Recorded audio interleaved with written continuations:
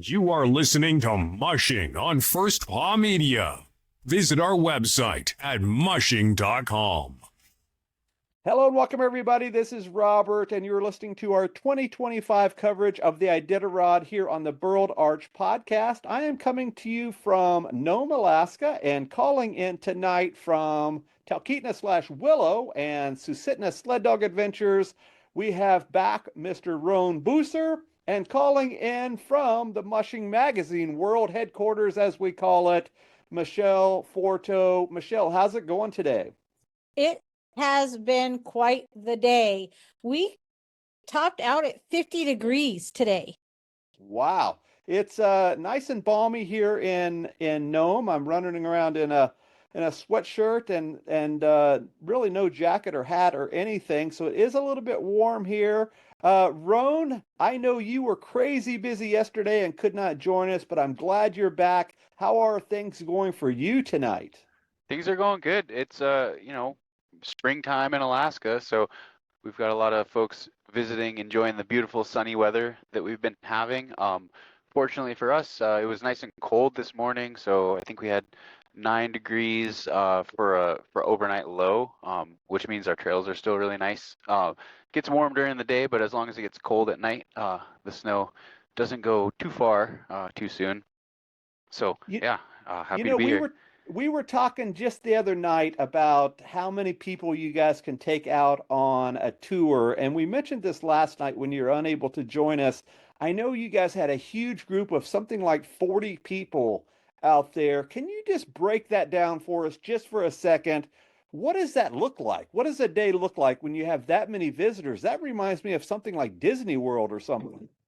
Yeah, so that was one of the instances where we actually partnered with my parents' kennel, Happy Trails Kennel, or they partnered with us rather, probably because they're the ones who got contacted with a motor coach group, so a full size, big tour bus full of folks that wanted to go on a dog sled ride. So what we ended up doing is taking, I think, 8 teams out, kind of all at the same time, and each team was pulling 2 sleds. So either 2 or 3 people, 2 or 3 passengers in the front sled with a tag sled behind it, kind of like what they do for the ceremonial start. So a second sled containing either 2 or 3 people. So basically 8 teams, each carrying 5 passengers plus an experienced guide was the way we got all 40 people out, all kind of on the trail at the same time. Wow. And how many dogs were included with that? I think each team was we were using 10-dog teams, so yeah, 80 dogs on the trail all at once. Holy cow. That is one heck of a day. And I know it pretty much continued into the evening when I texted you to see if you were jumping on. You said, man, I have been so busy today. The dogs have to be fed, and then the kids have to be fed. So I have got to bow out tonight. But here we are, and a Mushers workday is never over. Even though we're sitting down talking about Iditarod and telling a few stories, a lot of stuff still has to get done. So let's jump into this. As we said last night, the real race is going to happen at that second cow tag, and it sure has. A lot of mushers are making their way very close now to Unalakleet, and we're going to talk about this stretch here in one of our stories today. But at mile 866, 262 miles to go here at 7 o'clock Alaska time on Tuesday, we have Jesse Holmes in first. Just 9 miles back, we have Matt Hall in second. 10 miles back, it looks like here on the tracker, is Paige Drobny.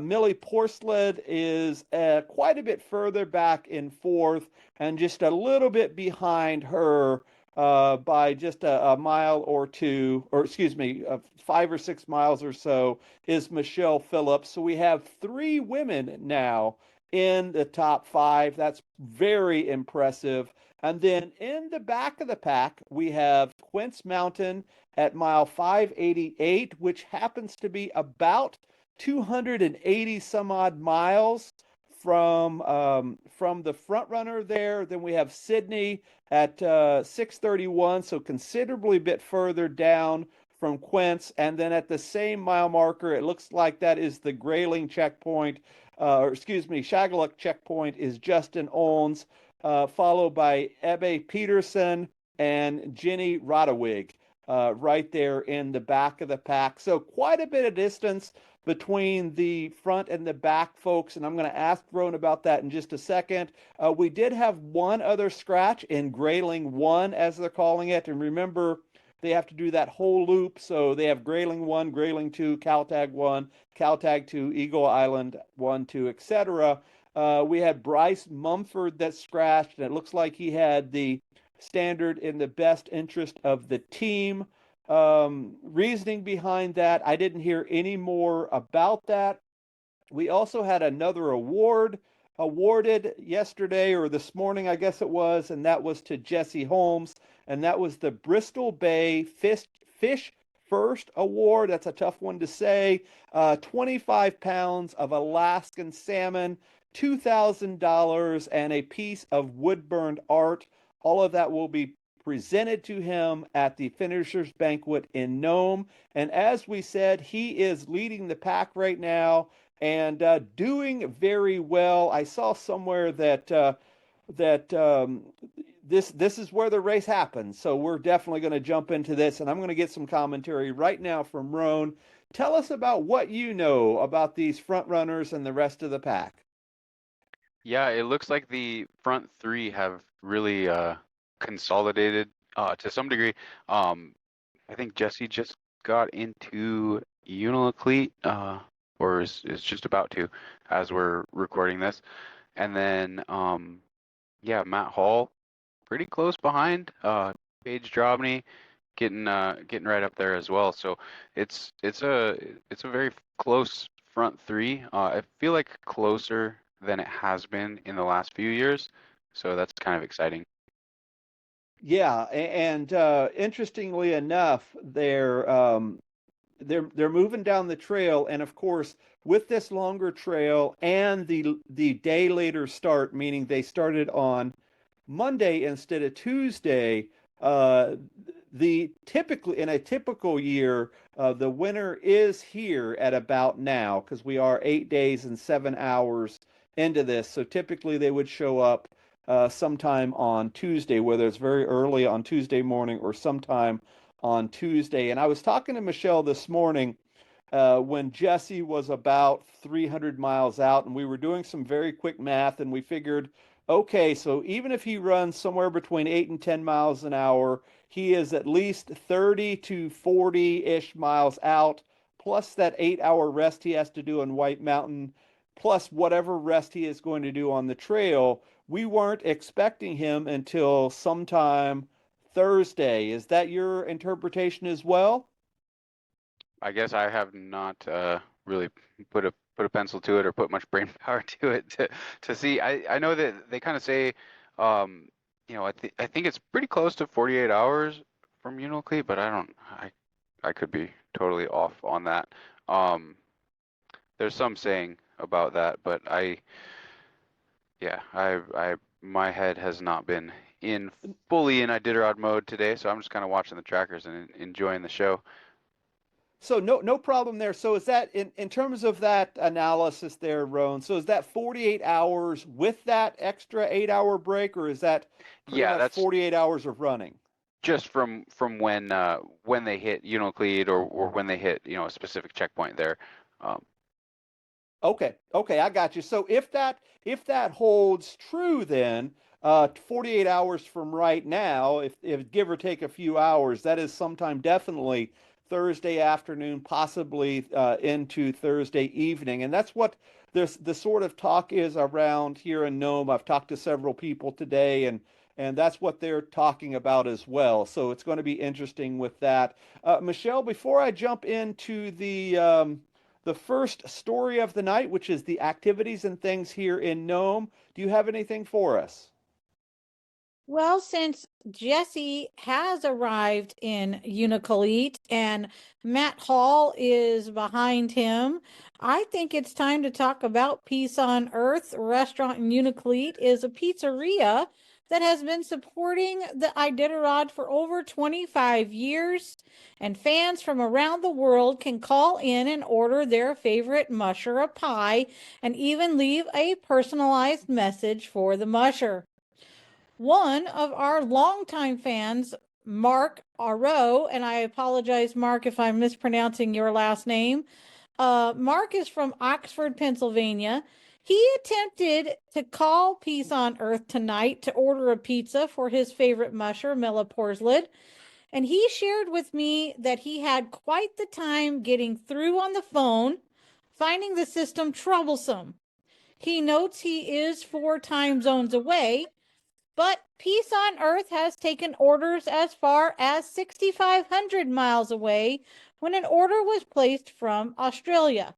Apparently, no one is answering the phone, but someone did text him back. He called it a strange system as he's used to more personal interactions. Mark shared we could share this to our fans, not to give up. It may seem difficult, but I'm sure the mushers appreciate the effort and enjoyed their pie. He's pretty sure that Milla will get hers when she gets into town.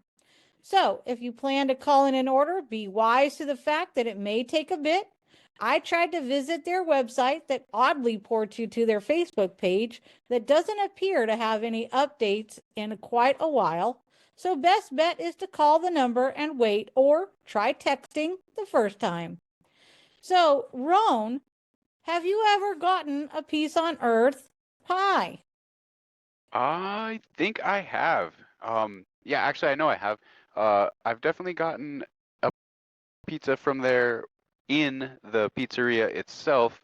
One of the years that I was following the trail, I actually flew the trail with a friend of mine in 2014. So we were in Unalakleet and stopped by the pizzeria and actually had a sit down pizza, or it might have been full. Actually, we might have got the pizza and eaten it out at the checkpoint, because it is pretty crowded at that time of year. But I have received a pizza while I was out on the trail, and it was pretty tasty. And what were your toppings? Oh, I do not remember that. That's a good question. I like any kind of pizza though, so I'm sure I ate it. Yeah, Robert, Yeah, same way. when you're 8 days into this and probably eating freeze-dried meals or waterlogged oatmeal or whatever you're having for the first 8 days, I would imagine just about everything tastes pretty good. Roan, I know you don't know this, but I know Michele does. I am a pizza fan. I have had a piece of pizza in every state in the country. I kind of hang my hat on that a little bit, even something like the middle of North Dakota and Hawaii and just about everywhere else. And we're going to talk about superstitions here in just a second, but I'm going to let one right out of the bag very quickly. I am not going to have a Peace on Earth pizza until I do it by dog team. So hopefully in the next couple of years, if all that works out, I will have my first one. And I'm going to talk about a pizza connection here in just a second, about my dinner meeting with a fan that we've talked about earlier in our broadcast. But I can only imagine that some of the bigger named mushers, meaning the ones that all the fans like, I would imagine they have a whole bunch of pizzas for them. Can you imagine how many pizzas somebody like Jesse or somebody like Dallas or somebody like Nick Petit? And so, anyway, let's jump into the next story, and that is what the heck is happening in Nome. As we know, I arrived yesterday, and everything seemed to be pretty dead. They were just bringing in the arch and the snow and all of that. The road was pretty much clear, so they're doing some work on that right now. Okay, so they hung up all the American flags, and then I went over and hung out at the art fair and craft show and met some cool people there. They are doing some cool stuff like a basketball tournament, a spaghetti feed tonight, a whole bunch of talks with the Park Service. They do not have the Nome National Forest or the golf tournament, but they are doing helicopter rides out to the safety checkpoint. It is $295 a person, and you get to spend 30 minutes on the ground. So a lot of things are very expensive here in Nome. So let's jump over to the next thing, and that is a question from our fan. And it happens to be from, hold on just a second, Megan Smith asked the question, who holds the record for the highest finishing rookie and has a rookie ever won? And the answer to that is Emmett Peters, otherwise known as the Yukon Fox, won the race in 1975 as a rookie. He ran the race several times after that, but his first win was in 14 days, 14 hours, 43 minutes. He has also won the Golden Harness Award, which is the lead dog award, as well as the Halfway Award, and of course, the Rookie of the Year. So Emmett Peters is the answer to that question. And another quick piece of trivia that most Iditarod fans will know, the oldest champion was Dallas Seavey. I believe he was 25 years old. And, excuse me, he was the youngest. That was Dallas Seavey at 25 years old. And the oldest champion happens to be his dad, Mitch Seavey, and I believe he was in his 60s. I'm sure I will get backlash. I don't have that pulled up, but he is the oldest. So, Well, Rohn, how Robert, old were you? He's running this year at 65, so I don't think you're off. Okay, I wasn't too far off. Rohn, how old were you when you ran your first race? I was 18 when I ran my first Iditarod, if that's what you meant. Yep. And what about your dad? How old was he when he, quote unquote, retired? That's a good question. How old is he now? I think he's 72. Okay, so he was in his that, I guess, but he was in his yeah, late 60s. yeah, He's late been on it 60s. 4 years. Yeah. Well, Yeah. Rohn, he looked damn good at the banquet the other night for 72. Maybe. Yeah, Wait, he's pretty dapper. I don't know. I feel like I should know this. Hey, that's don't. okay. Hey, I'm lucky if I recognize my own mother if I saw her in the grocery store. So you know how that goes sometimes. You know what's going to happen? This is what's going to happen because we are actually old enough to be Rohn's parents and we're in our mid 50s. Rohn's dad is going to call him and say, Rohn, I'm only 55. What are you doing? He's definitely older than 55. I know that. Yeah. Oh wow. Michele, look it that's up embarrassing. while we're talking. Look it up for us, Michele, and we'll get to it. I'm going. Okay, so let's jump into story number 2 since we're having just a little bit of audio. Folks, hopefully you guys are okay with that. 66. Yeah, he's 66. March 29th. Okay. March 29th is his birthday. Yeah. Rohn, do not forget a birthday card to your father in a couple of weeks. But anyway, let's jump over to the next story. And some of these guys have already passed this location, but this location is a big story on our podcast. We talk about it every year. A lot of fans always ask questions about it, and that is about Old Woman Cabin. So the question is, can you tell us about Old Woman Cabin? And then, Rohn, tell us the story as you know it. And the story is you're supposed to leave candy as a superstition to the old woman that inhabited the cabin or whatever that story is. And if you've ever done that, what did you leave the old woman? Go for it. Ooh. Okay. So the story that I know of it is that there's a little cabin, kind of halfway between Caltag and Unalakleet, roughly halfway. So there used to be this old woman who lived there, and she would be, kind to travelers as they passed from one way. There's a lot of trade that went on in that area because the people of the Yukon River would trade with the people of the Bering Sea coast, and so they'd kind of meet halfway and on neutral territory and trade back and forth, and then kind of go back to their respective territories. So there's an old woman who lived there, and then one day she passed away, but if you didn't leave some kind of a gift, some kind of an offering for her, then you do that for good luck, essentially. So I always, whenever I pass through, and right now there's actually the site of the old woman cabin, which I believe is slightly before the new Bureau of Land Management cabin. There's a shelter cabin out there called Old Woman Cabin that's in a slightly different location from the original cabin. So you pass the original Old Woman Cabin, and you want to toss some food out. So I would toss whatever I had on hand, whatever I was eating at the time, whether it was like gummy snacks or some cookies or something like that.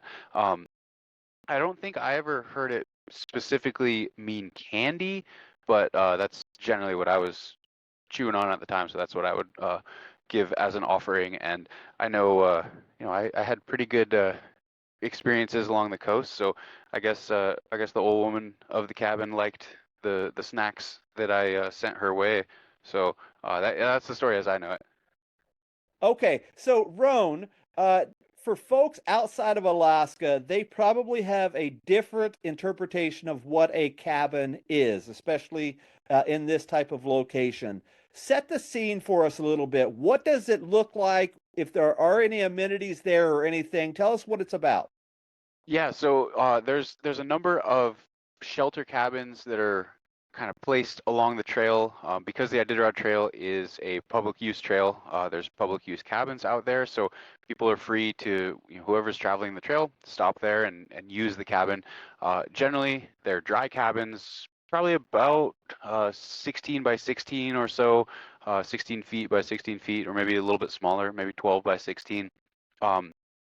And so they'll have a wood stove, some bunks in them, and then a little table, and that's about it basically. So it's a place where you can park your team outside and then go inside and maybe dry your boots out or dry your gloves out and put your sleeping bag on a bed, crank up the wood stove, and have some form of indoor hospitality, I guess, while you're going down the trail. So along the Iditarod Trail, there's a number of them out there, and there might be mushers using them, but there also might be locals that are out there on the trail, or in the case of some of the folks who are traveling the trail, like the Robinsons, are probably going to utilize some of those shelter cabins along the way as they travel the trail. So I know one year when I was on Iditarod, I think it was my rookie year, there were some other folks in Old Woman as well at the same time. So I actually had to sleep on the floor because everybody else had claimed the bunks, which is not a big deal. But sometimes they can be pretty crowded with lots of people crammed in there and using them. But that's just part of the fun of sharing the trail with everyone else who's out there. Very cool. Let's talk a little bit about superstitions. And this goes right along with the superstition of leaving the food or candy for the old woman. So, Rohn, we're going to do all three of these here. Do you have any superstitions on the trail? Do you always walk on the left side of the team when you're doing your chores? Do you wear the same sweater? Do you always do something the same way every time? Do you have anything like that you can share? Yeah, I wouldn't say that I'm superstitious about anything that I do with the dogs. Some things like doing your chores on the same side are good from a dog training standpoint. That's actually one that I don't do. I kind of just go on either side, whatever's the most convenient, or kind of hop over the gang line back and forth as I'm getting through the team. But I don't know. I'm not very superstitious. I haven't seen Bigfoot or UFOs while I'm out on the trail or anything like that. So none of the paranormal stuff has found me on the trail yet. But I'll keep an open mind. But I don't have anything right now, like turn on the light switch 3 times before I walk in the door. Well, Do you have? I will say this. Our hardcore fans for Mushing Podcast and the Burled Arch may have heard Robert's pterodactyl story back in the day. Oh yeah, and since we have bad audio, I will probably do that when I am back home because everybody has a sleep deprivation story, and that is I have about 4 questions on that, so that's going to come up when I am back. But in terms of superstitions for me, I don't have a lot of them. Like Rohn said, I just I always go to my left on when I'm doing my chores, and I kind of divvy up a little path down that way. I do carry a little quote unquote medicine bag with me that has some of the dog hair to some of the dogs that have passed in my time. I carry that along with me, sort of how people carry the ashes of their loved ones or other people along the way, but it's just a little leather medicine bag type thing. Other than that, I don't have something that I always carry with me. I've worn the same fleece neck gaiter for many years, but I think that's definitely not a superstition. I think it's just one that I found that I really like, and I will probably wear it until it wears out. But other than that, Michele, do you have any superstitions that you hold on to when you're running dogs? It's probably the only time I pray. Okay, how come is that? Well, I pray that I don't fall off the sled. I pray that I don't lose the dogs. I pray that I finish, and I pray for a good time. And typically that's what I get. But yeah, every once in a while, I've wrapped myself around a tree. I've broken ribs. I've done this. I've done that. I've gotten hurt way more times than any of my dogs and any of my teams for the time I've been running. All right, but you have no certain things that you carry or think about when remember, you're out. Robert, typically I'm not carrying anything because I'm not going more than 30 miles from my backyard, and I'm planning on coming home that night. Yeah, man, you don't even need to carry a cup of coffee with you at that rate. All right, so our superstitions are pretty light. I am sure there are many of folks out there that swear by one thing or the other, and it could just be by circumstance. When Jonathan Hayes was doing his Centennial Sepulas expedition a couple of weeks ago, I swear to God, every single picture I saw him in, he was wearing the same sweater. And I bring that up because for a long time, a couple of years ago, Dallas Seavey had his own Twitter account for the sweater he was wearing, and it got all kinds of action back in the day. So I think it's always interesting from a fan's perspective what we think about guys and gals doing out there on the trail in terms of superstitions. Let's jump over to the next story. Hopefully this does not cut out. But if you guys remember a couple of shows ago, we were talking about a guy by the name of Brad Schmidt. That's his name, right, Michele? Last name? His name is Brad Schmidt. Yes. So Brad and I had dinner at the local pizza place here in Nome. In terms of the Peace on Earth and the Nome Pizza, that phone was ringing off the hook, and guess what? They were not answering it here at the pizza place in Nome. So I guess it is definitely an Alaska thing.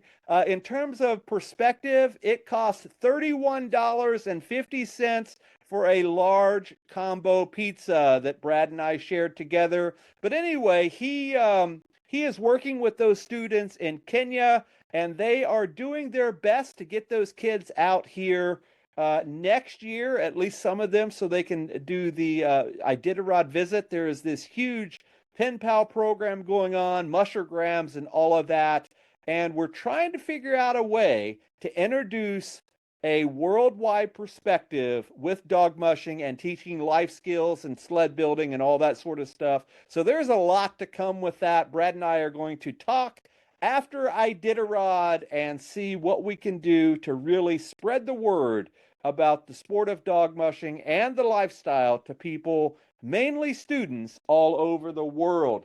let's jump into the next thing here, guys. Let's talk about the Musher profile of the evening. Michele, who do you have? Well, I have Calvin Daugherty. Following a childhood dream that his dad ignited in him at the age of 11 years old, Calvin returns for a second try to complete his first Iditarod. Last year, he scratched in Shagtulik. Is that right? How to say? Yep. Shagtulik. He is currently in 18th place in Grayling 2, running Mitch's puppy team. Calvin has a decent fan base with a play on the comic strip Calvin and Hobbes. Calvin participated in Junior Iditarod in 2020. I could not get the archives to work for me on the Junior Iditarod website, so I'm sorry I can't tell you guys where he placed or any awards he may have received. He has dedicated this run to Henry. And last year, Robert got the opportunity to interview Calvin, and I got a really nice soundbite from his dad from last year's Burled Arch Iditarod coverage. Robert, do you recall that interview? I do recall that interview, and I did a podcast with Calvin here in the off season. Excellent interview. What a cool guy. I don't know him very well. I will definitely put that link in the show notes where you can hear Calvin pretty relaxed and candid in his conversation. He had a great talk about how he and his dad have literally climbed mountains all over the world, including Kilimanjaro in Africa and others. He has his sights not only on Iditarod, but climbing some of the world's tallest peaks. I don't know what it is with climbing mountains and doing Iditarod, but there have been a couple of people that I'm aware of that have climbed Everest and also run Iditarod as well. One person in particular that I'm familiar with is our neighbor, Michele, Cindy Abbott, who has done both. Rohn, do you know Calvin at all? I do not. I have not had a chance to meet him. Yeah, cool dude. Definitely see if we can get him back on the podcast. And Michele, you mentioned Henry. I believe that was the dog that passed away last year and caused him to scratch, right? That is correct, but I don't know that a lot of people realize, because I do not think that the story was shared by Iditarod. Calvin spent the better part of a half an hour performing CPR on Henry, and it really tore him up that he couldn't save him. And so he has an entire section of his website dedicated to that dog. And that is why he is dedicating this race this year to Henry. Henry died of what they attribute to a cardiac arrest situation, even though he flew through the EKGs and everything else. As both of you know, a cardiac event can happen to an athlete at any given time. It's kind of like a ghost that rears its ugly head. It can happen to human athletes as well as canine athletes, and it's an unpredictable situation, and it can just, like I said, sneak up and get you. And he did all that he could to save that dog. Yeah, that's a pretty common refrain from what happens to a lot of these dogs out there. We've talked a lot about them over the years, so it's always a cause of concern anytime you have this many athletes, both canine and human, participating in a rigorous event. Things like that can happen for sure. So, Rohn, before we go tonight, it is getting hot and heavy out there. Things are really moving and shaking. We will not have a winner by the time we're on tomorrow, but what do you think in the next 24 hours? What's going to develop? I think it's Jesse Holmes' race to lose at this point. He, on the way to Unalcleat, rested about halfway. I don't know if he stopped at Old Woman Cabin or if he stopped somewhere just out on the trail, but he rested about halfway, so he ended up passing Matt Hall while he was resting. Matt Hall had left Caltag and went roughly a third of the way down the trail before stopping for a bit. So Jesse passed Matt Hall, stopped to rest, and then when Matt and Paige started to get close to him, he got his team moving, and stayed ahead of him. And now he's gone through Unalakleet and on his way to Shaktoolik. You know, he might stop before reaching Shaktoolik. He might stop after. That remains to be seen. But looks like Paige Drobny is about 10 or so, 10 or 15 miles from Unalakleet, and she's stopping to rest her team. Matt Hall, he's headed on into Unalakleet.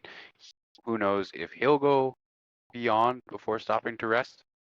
But yeah, it looks like Jesse Holmes, unless he has you know, some kind of things not go according to plan, is looking pretty good right now. You know, I think that he probably got his pizza to go. Yeah, he could have. Maybe he got one of those personal pizzas that you can just kind of tuck along in your parka or your sled bag and just kind of munch on it as you go, for sure. So, Rohn, you quickly you mentioned it's sort of his race to lose, even though we're 200 and some odd miles away. Uh, Aside from just a team just sort of shutting down or getting off trail or something like that, can you give us a little bit of advice or kind of some analysis of what could potentially happen that could cause him to sort of break down? What are some scenarios, if you could? Ooh, I mean, the weather is a big one that that's happened to teams before that have had a pretty commanding lead. You know, essentially had the race in the bag, and then some big storm comes out of nowhere, slows down the front of the team, and causes other teams to catch up to them. That's probably the main one, is just unforeseen weather or trail conditions. But yeah, I mean, it's Iditarod. Anything can happen. Yeah, and I know that the weather is notorious on this side, and this is what we typically call the third of the race. We had that first third through the Alaska Range on normal years, then the Yukon, the second, and here we are at this second third, and this is really dictated a lot by weather. Is that right? Yeah, I mean, I think, you know, the weather is just more extreme at this section of the trail. When it gets windy, it gets real windy. There's little tree coverage, so the snow blows around a lot. Visibility is poor. And generally, there's a lot more trail markers on this section of trail because it covers a lot of open ground. So they mark it more frequently to help mushers find their way. But yeah, the coast is, you know, kind of the home stretch. So as you get to each checkpoint, as you get each mile down the trail, you know you're closer and closer to Nome. So that's kind of nice. But yeah, there's always, you know, some kind of challenge that you face along the way. And is there anything that you can add at all about the middle to the back of the pack guys? Um, yeah, it looks like everybody else is kind of just making their way up the trail. Uh, I know the chase group of Millie, Michele, Mitch, and it looks like Nick is the next one out of Caltag. Are, you know, they're making their way down there. I don't know that they'll ever see Jesse in any of the checkpoints, but those next guys, Matt Hall, Paige Drobny, you know, they're thinking about those guys too, because they've got to keep their position. They've got to keep their place on the trail. Uh, I I would venture to guess that right now Jesse is feeling pretty good, but you know, he's looking behind him as well. He's just kind of waiting to see what those folks, Matt and Paige, are doing, and gonna kind of keep on running his own race, but also, you know, try to stay in front of front of the other two that are trying to catch him. All right. And Michele, do you have anything else you want to add before we go? Not at this time. I would wager that I think that Jesse is gonna run definitely to Shaktoolik. Is that right where he's going? And then Yep. I don't know. I don't think he's gonna stay in Shaktoolik for very long. I would imagine that he rests a little bit outside of the checkpoint. I think that that's what his normal MO is, and I think he heads on into Koyak early in the morning. Yeah, we'll definitely see. So what's going to happen in the next 24 hours? As we said, things are really going to develop and move down the trail quite a bit. Tomorrow at 7 p.m. Alaska time is when they're doing the dedication to the arch. The arch is set up and it's covered with a blue tarp, so you cannot see what it looks like right now. I know they moved all the snow in and all of that. It looks a little bit bigger than the last one, but it's still pretty short. So there's a story last year, I believe somebody jumped up to pop it, and it looked like they banged their head on the top of it. So it's definitely short, Well, and it's going to be interesting to see for sure. So the posts are what you're talking about are short. I will pull my notes from Ramey's interview where he tells me the exact specs of this arch, and it's definitely larger than the ones in the past. All right, so we'll definitely talk about that tomorrow, and we can really probably speculate what's going to happen with these front runners, especially the top 10. I think the race will really be coming together at this time. So on behalf of my two co-hosts, Rohn and Michele, this is Robert. We will see you guys next time. Goodbye. Are you a fan of the great outdoors? Do you enjoy the thrill of speed and adventure? Then listen up. Introducing Mushing, your ultimate guide to the exciting world of dog-powered sports and mushing. Whether you're a seasoned musher or just starting out, Mushing has got you covered. Get ready to immerse yourself in captivating stories of incredible sled dog races, expert training tips from seasoned professionals, and gear reviews to help you make the right choices for your team. From the breathtaking landscapes of Alaska to the snowy trails of Scandinavia, Mushing takes you on a thrilling journey through the world of dog-powered sports. Don't miss out on the latest issue, packed with exclusive interviews with top mushers, in-depth articles on sled dog nutrition, and stunning photography that will transport you to the heart of the action. So whether you're dreaming of competing in the Iditarod or simply want to learn more about this incredible sport, Mushing is your go-to resource. Subscribe now and get ready to unleash your passion for mushing. Visit our website at mushing.com. Find us on your favorite podcast platform. Mushing, where the spirit of adventure meets the power of the pack.